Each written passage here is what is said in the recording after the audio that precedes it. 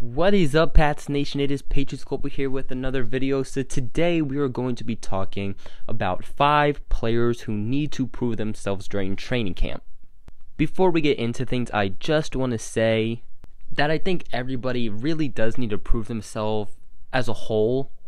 So this was a very hard video to make, as I had to cut it down to just 5 players. But yeah, these are just 5 guys who I feel made possibly the most sense on why they need to prove themselves during training camp. So with number 1, I have wide receiver Kenny Britt. Ultimately, all of the wide receivers need to prove themselves, but I picked Britt because he was a shining star before getting injured during minicamp, and because the Pats signed the 29-year-old to a 2-year worth over $2 million. Britt has a lot riding on this year, because if he doesn't prove himself, he could potentially be cut, and I'm not sure how huge his market would be. Like I mentioned, Britt had been a standout and was making great progress with Brady until the frustrating knee injury that caused him to miss the rest of practices.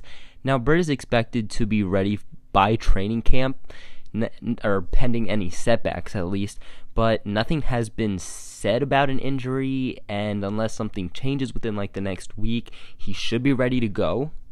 I made a video a while back about the signing of Kenny Britt, so if you want to know more about him, his stats, just more stuff like that about him, make sure you guys go check out that video. But this guy is a dude that Bill has wanted for a very long time, and I mean a very long time, pretty much his whole career, and I think the deal he got says that. Him bringing height is something that the Pats love, as he brings a very good red zone threat, which is kind of something the Pats lacked last year. Britt will need to keep playing how he did before the injury, and even more actually, if he really wants to make the roster.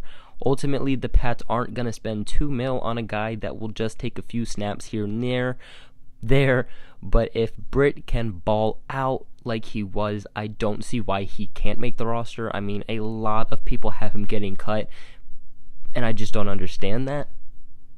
With his height, his experience, and the love he's had from Bill, he definitely has an upper hand than most other wide receivers that are fighting for a roster spot on the Patriots. With number 2, I have punter Ryan Allen. Ooh, dear Pats Nation is probably going to roast me in the comments for that one.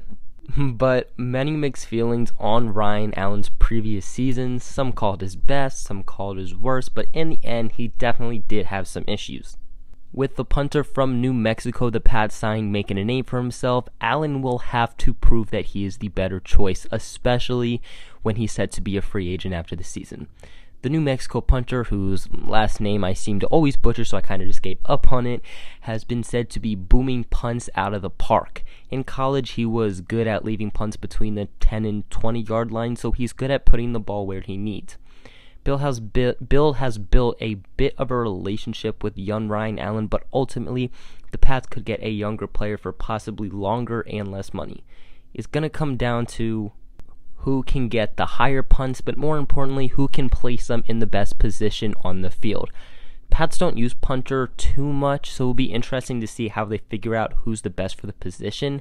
Something Allen has going for him, though, is that he has chemistry with everybody else on special teams. With number 3, I have defensive tackle Vincent Valentine. This is a guy I literally just talked about, so if you want to know more about him, go check out that video. But Valentine missed the whole 2017 season with a knee injury, but his rookie year wasn't anything to brag about either. He was mainly a run stopper, and as of now, that is the only reason I see the Pats possibly keeping him.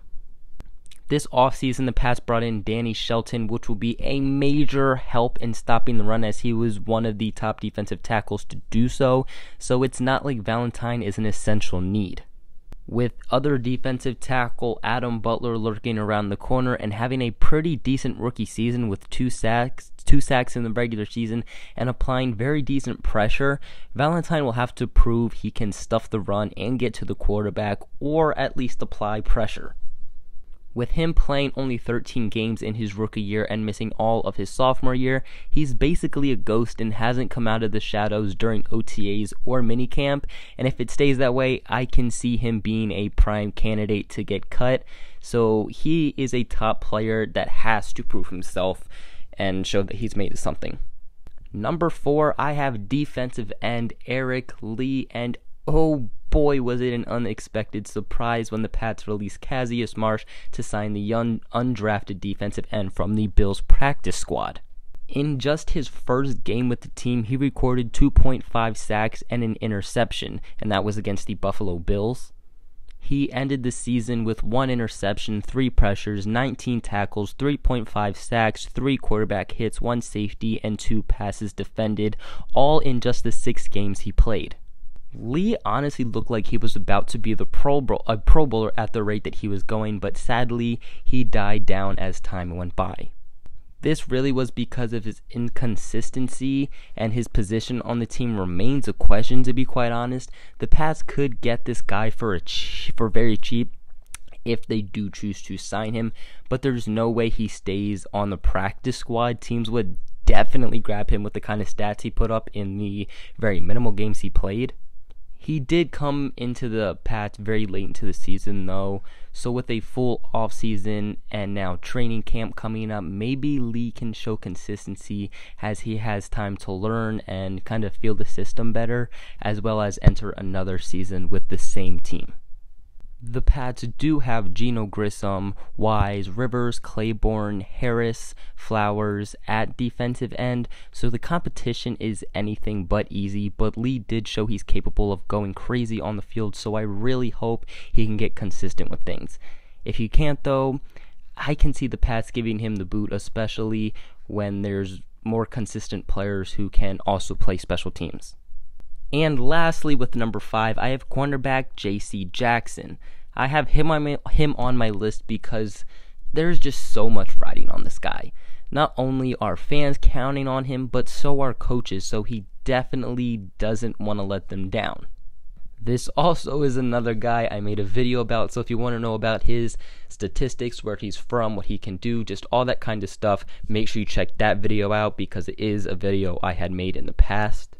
But cornerback is a very competitive position with the Patriots, and with Gilmore, Rowe, and Jones having arguably the best chances so far at making the team, Jackson will really need to show what he's made of, and definitely will have to live up to the hype. Now, Jackson has been a standout through camp and OTAs. I mean, he's been playing the other side next to Stephon Gilmore and has been getting first-team reps. With being an undrafted signing, he knows the odds are definitely not necessarily on his side, because say he was like a first or second round pick, the Pats would most likely try to keep him on his team to try to progress, as they kind of low-key don't want to admit they made a mistake like they are doing with Cyrus Jones. But I think he knows, because he is an undrafted signing, getting cut would not necessarily be a big surprise. He brings decent size, but ultimately we don't really know too much about him, so we will have to wait and see until training camp. If he doesn't make the team, he might be able to make the practice squad, but I'm not so sure he would stay there, especially if he does well in the preseason games.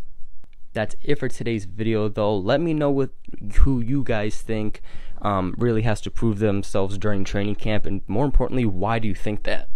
Make sure you like and subscribe, as it really helps me out so much and this channel. Make sure you share this with your friends so we can grow the Patriots global community, and other than that, I'll catch you in another video, Pats Nation.